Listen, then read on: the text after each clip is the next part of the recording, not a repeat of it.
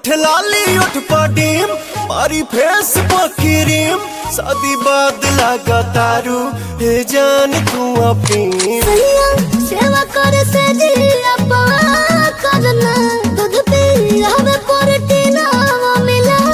करना तबे भइल बा कमरिया मोर चाह करना तबे भइल बा कमरिया मोर चाह करना